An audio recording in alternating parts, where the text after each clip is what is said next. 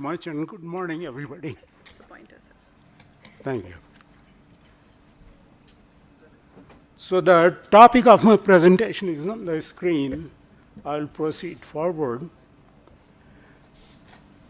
With the introduction part, I would like to put emphasis on recent times, which have seen phenomenal growth in the herbal market. 1994 estimate put the total sales of herbal preparation at around 655 million, but the global herbal market in 2003, it was estimated at $60 billion. And based on a WHO projection, global herbal market will grow to 5 trillion mark by the year 2050.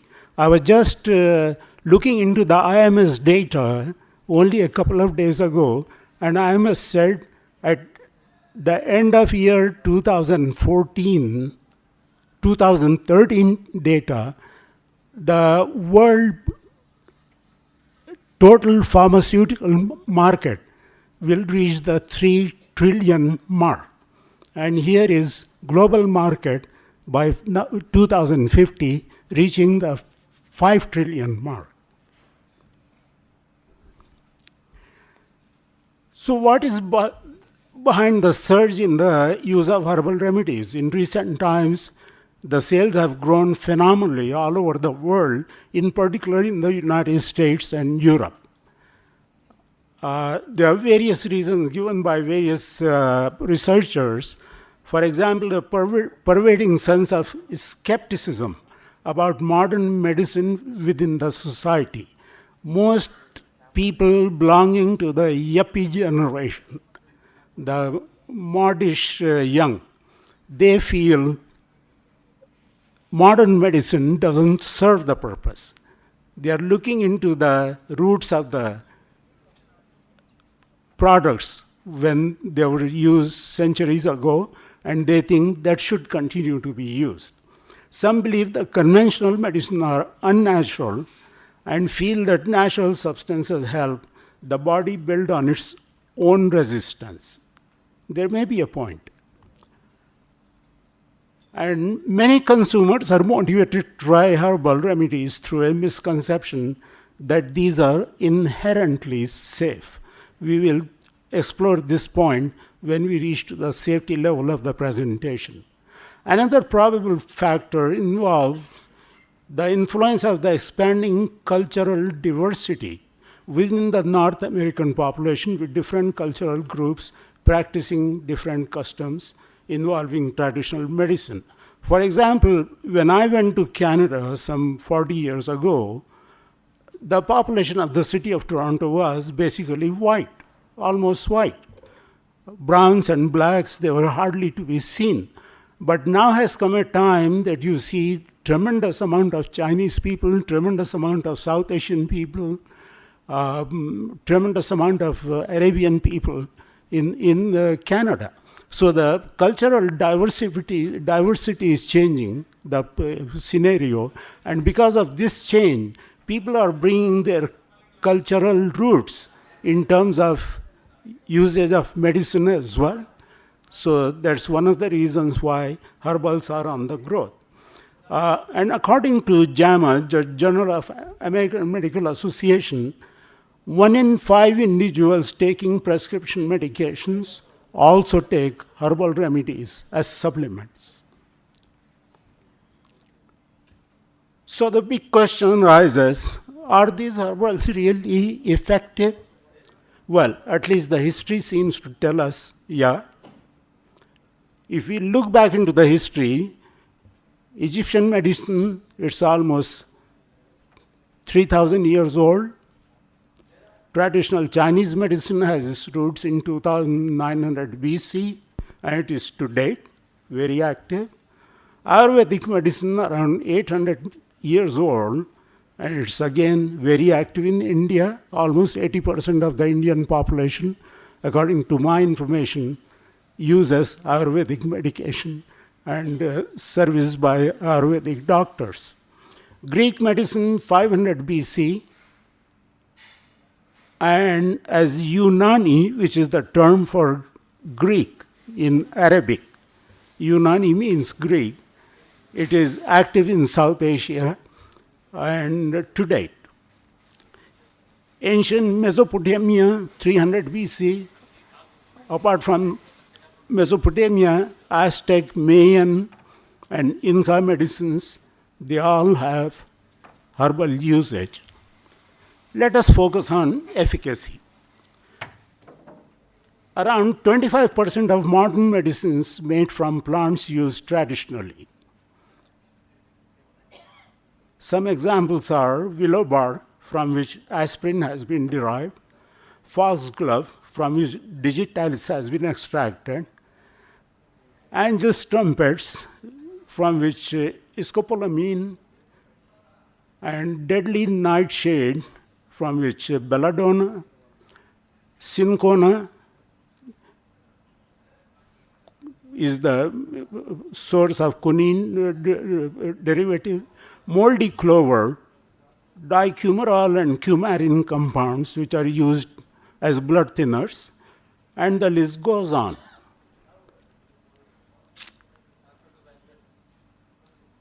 Looking at the efficacy, one of the herbal's major contribution towards the evolution of surgical anesthesia, which has three components: anesthesia, analgesia,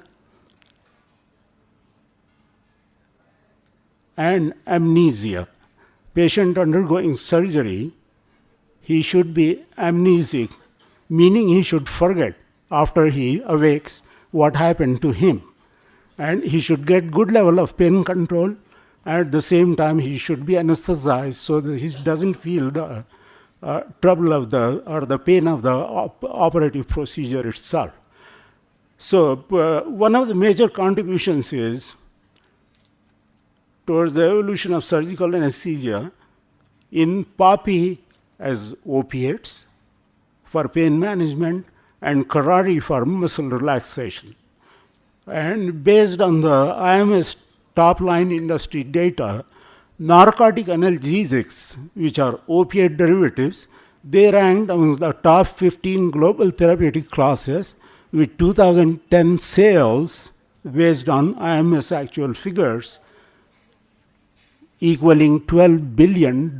So it's a lot of contribution that the herbals are making to modern medicine. The discovery of a species of trillium, which is Mexican yam, as the cheap and abundant source of steroid synthesis, created the hormonal contraception revolution. The story goes, a young man by the name Russell E. Marker, he used to work for Rockefeller Institute in 1928, and he worked there for almost 7 years. Then he moved to Pennsylvania University in the teaching job and also research job, where he started focusing on cheap source of production of progesterone.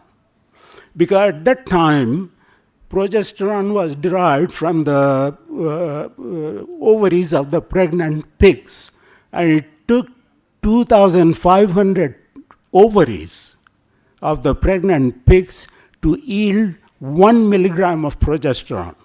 So it was only available to the top rich. So he thought, okay, let me discover some source where we can find a cheaper method of synthesis of progesterone. He heard that in Mexico, Mexican women, when they have menstrual pain, they chew one of the roots, which is called the root of the Mexican yam. So he went to Mexico, collected a lot of root, came back to Pennsylvania, and in his lab, he degraded the diazoxanide component of the root, which is the hormonal component, into progesterone. So he produced 25 pounds of progesterone. Forget about 1 milligram from 2,500 ovaries. He produced 25 pounds. Then he goes to pharmaceutical labs with his remarkable discovery, and he says, are you prepared to purchase it? Everybody said, no, what is the use of the progesterone? He formed a company by the name Syntex in Mexico, and he started synthesizing hormones from the Mexican yam root. So that's how the hormones became cheap. Now, other drugs which have been efficacious from the therapeutic classes of herbals are paclitaxel, which is derived from the bark of the Pacific yew tree and was approved in 1994 as a treatment for breast cancer. 2 years after its approval, for ovarian cancer as well. So it is being used both for the treatment of breast cancer and ovarian cancer. The drug inhibits tumor growth and is also widely used for a variety of cancers as well. The next discovery of modern times among the herbals is the new class of anti-malarial drugs. These are developed from the plant called Artemisia annua, which has been used in China for almost 2,000 years for the management of malaria as well as fever.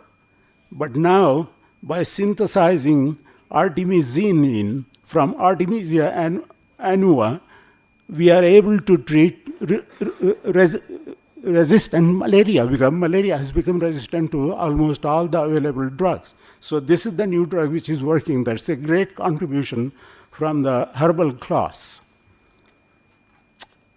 And if we review the national pharmacopoeias of the globe, we find that at least 120 distinct chemical substances from different plants have utility as life-saving drugs.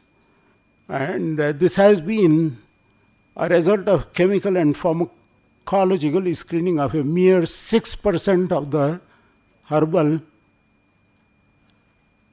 components, plant species. So only 6%. There is still 94% left to be explored. Who knows what we are going to discover? But the fact remains that very few of the commercially available herbal remedies have been subjected to stringent clinical scrutiny. It's only a practice inherited from the teacher to the student, to the student, and to the student. Just word of mouth. Some books are there as well, but without any scientific basis. Trial and error methods used over the centuries have resulted in a customary use of plant derivative medicine, therefore establishing the efficacy of thousands of commercially available herbal products through controlled studies is going to be a monumental and perhaps impossible task, which is the fact of life. This is interesting. The Journal of American Medical Association back in 1955, they published a research article which went to state when it is considered that placebo preparations administered to humans will produce a desirable therapeutic effect in approximately 30 to 35% of the subjects.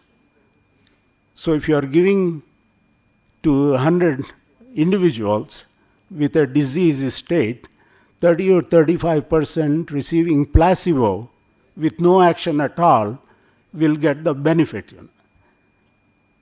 One might suggest that therapeutic effect would be achieved through use of medicinal plants, whether or not they do contain biologically active constituents. The journal Herbal Gram, which is the journal of the American Botanical Council, once commented, it's not possible to establish absolute safety for medicinal plants based solely on epidemiological studies for a variety of reasons. They went on to say, first, these type of studies would be costly.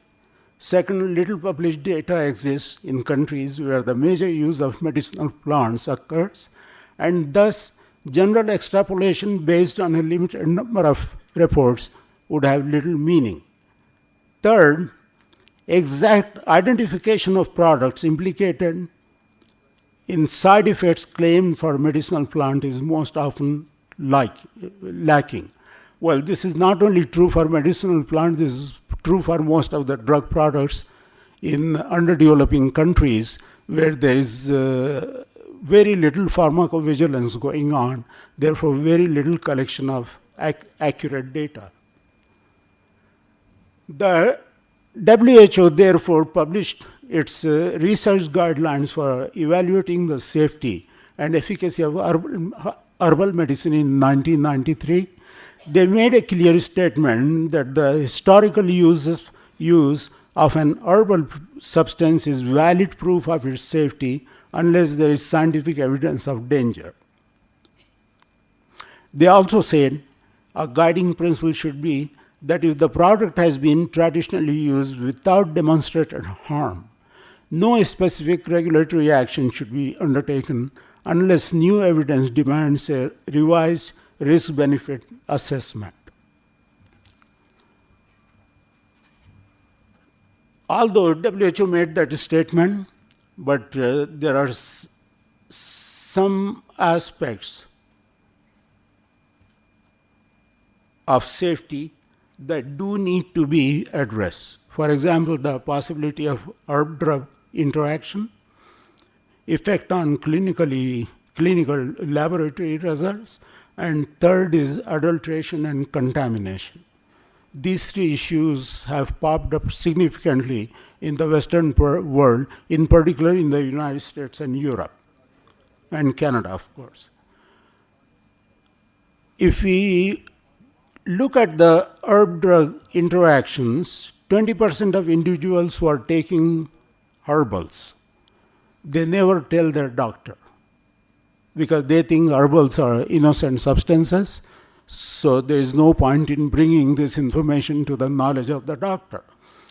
And approximately half of those using herbal medicine do not tell their physicians as well.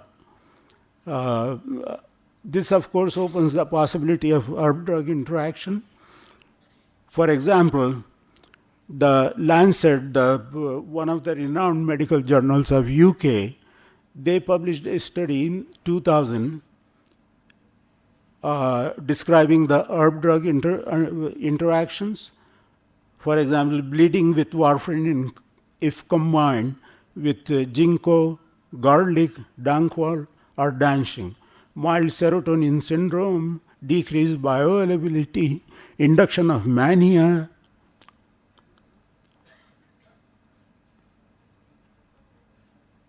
exacerbation of extrapyramidal effects, increased risk of hypertension, potentiation of oral and topical corticosteroids, decreased blood concentration of prednisolone, and decreased concentration of phenytoin. These are the side effects which do occur when herbs are combined with allopathic medications.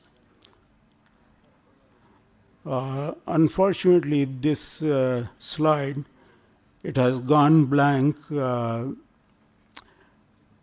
This was showing the herbal products to avoid in patients with cardiovascular diseases. But on the following slide, I have done the summary. In fact, two major side effects occur when herbals are combined with cardiovascular products. One is bleeding, and bleeding is caused by a number of herbal preparations like alfalfa, bilberry, danchin, danquol, fenugreek, garlic, our food product, ginkgo biloba, ginseng, and the list goes on. On the right-hand side, I have those products which have the potential to cause arrhythmias, either ventricular most often, and those are aloe vera, blah, blah, blah, the list goes on. So these are major side effects, arrhythmias and bleeding. Of course, they could be life-challenging. On the clinical laboratory test side, when a patient is taking medication, allopathic medication, at the same time is taking herbal supplements, the blood picture changes significantly based on the studies done. So it is important to inform by the clinician to the person who is performing the test, clinical test, that my patient is taking such and such medication, plus my patient is also taking such and such herbal products. Otherwise, the test results will be totally screwed up. The second part is quality. So question arises, what about quality? Although herbals have been used for numerous centuries, but the state of herbal preparation is such that quantity and quality rarely meet the label claim. For example, the quantity of active chemical can be extremely variable. A good example is ginsenoside in ginseng, where the label claim is made 648 milligram. There could be 10 times variability in the products which are on the market.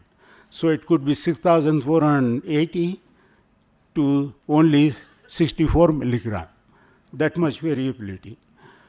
Presence of heavy metals such as lead, mercury, cadmium, arsenic, copper, and thallium in traditional Chinese medicine has been documented.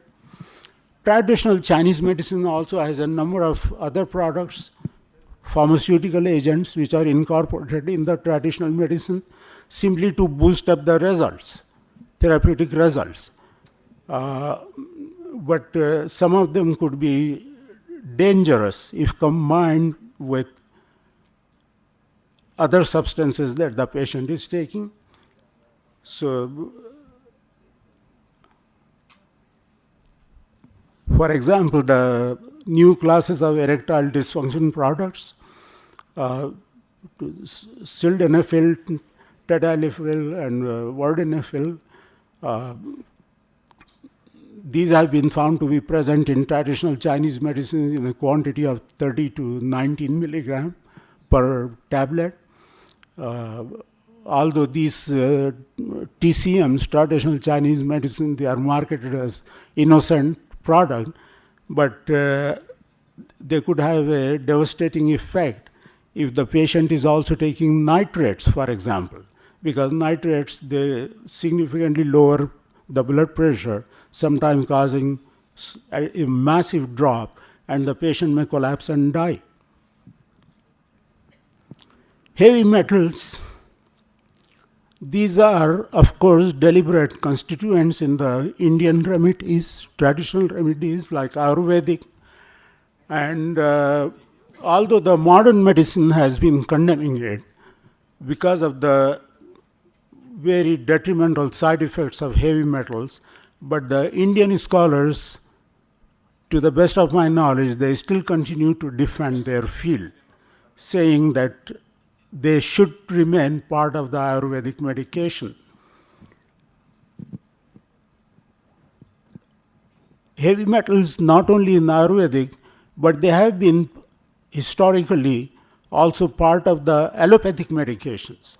For example, arsenic, antimony, bismuth, silver, gold, and mercury, these have been combined in various preparations. Arsenicals and mercurials and gold compounds, they have been available until the late 20th century. In fact, gold is still used for resistant rheumatoid arthritis, and mercurials are still used for topical antisepsis purpose. There's an interesting story about antimony. Antimony was widely used during the 15th and 16th centuries until the Faculty of Physicians of Paris decreed that no member should use or prescribe antimony. So in effect, they said it is a banned drug now. But in 1657, King Louis XVI of France, he fell ill. He had royal physicians who were treating him, but the condition would not improve.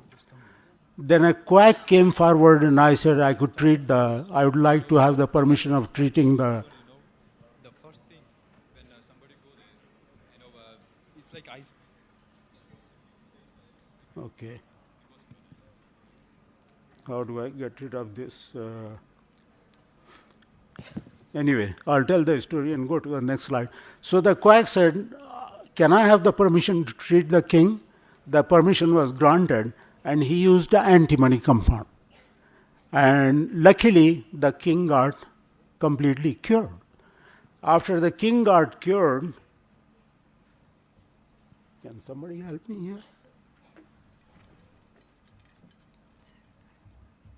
Okay, thank you. Yeah, thank you. After the king got cured, that was sufficient reason to ensure that the drug had enviable position in therapeutics until the 19th century. So 200 more years of life antimony got because of the usage on King Louis XVI. But again, after 200 years, it fell into disrepute.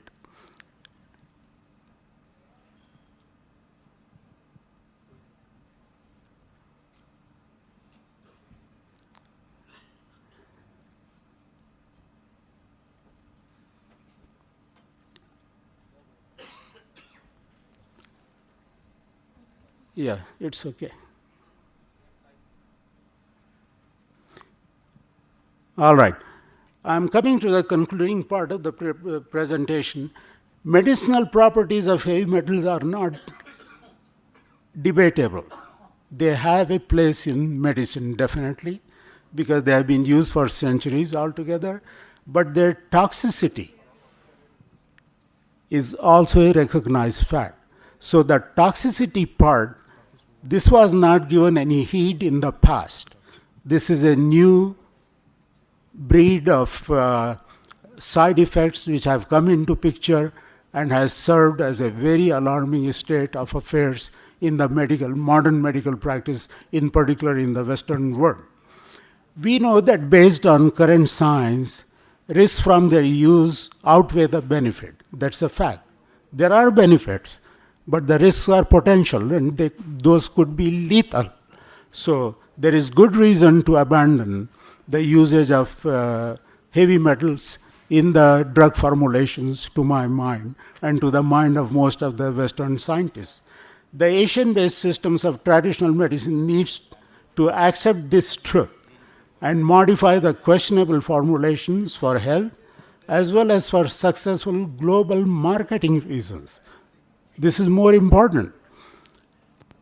A number of years ago, I came to India and I brought a Drug Information Association, DIA conference to Hyderabad.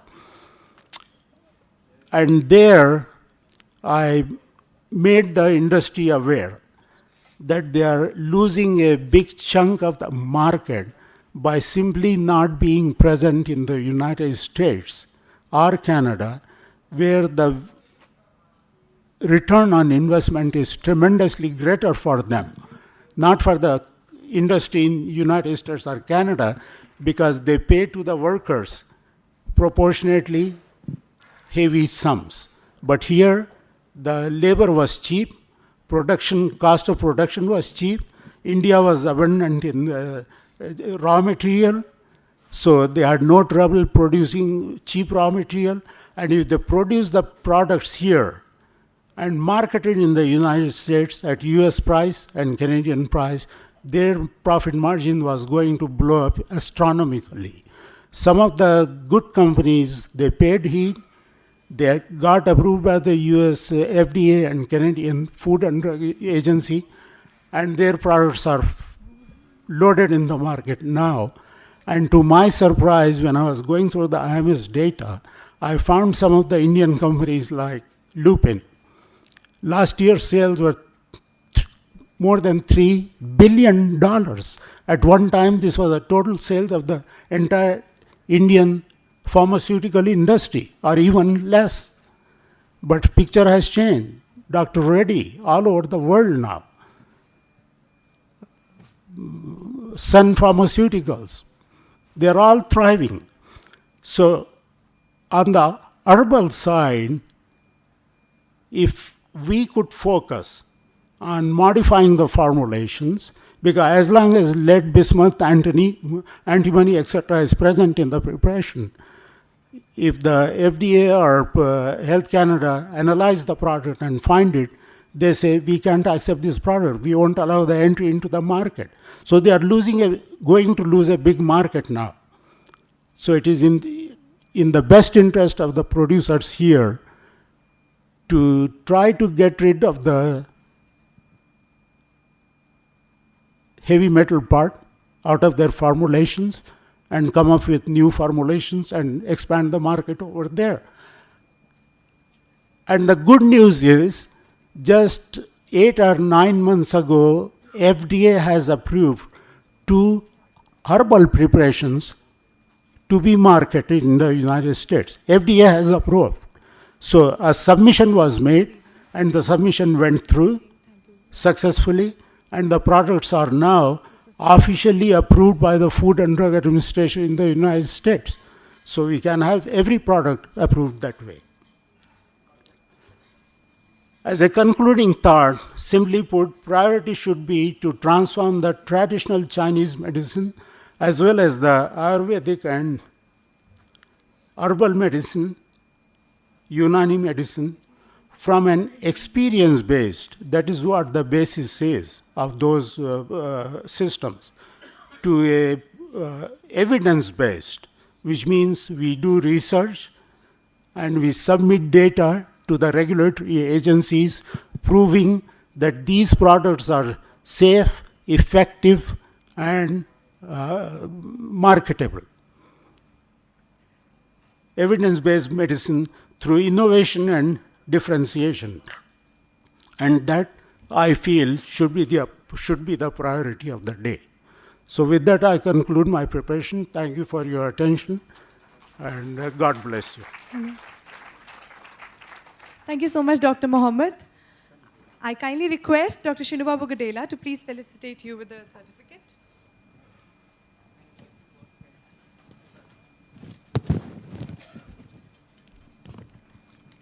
Thank you for such a wonderful presentation. Please give them a big round of applause.